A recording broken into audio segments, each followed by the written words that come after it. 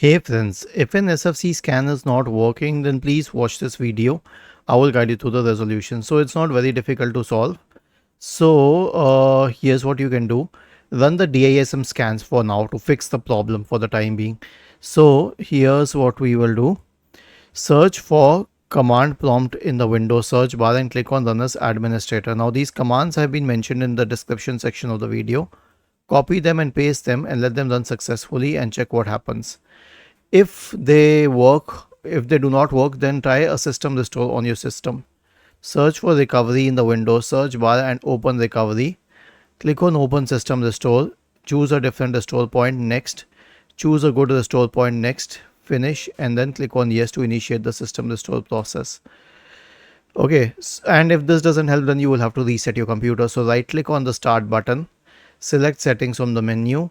Go to the system tab, scroll down, select recovery, click on reset PC and then finally select remove everything and finally select cloud reset. Don't select local reinstall, select cloud reset. Was this helpful? If yes, then please subscribe to the channel. If not, then let us know in the comment section of the video on how we could help you further. Thank you for watching this video and have a nice day.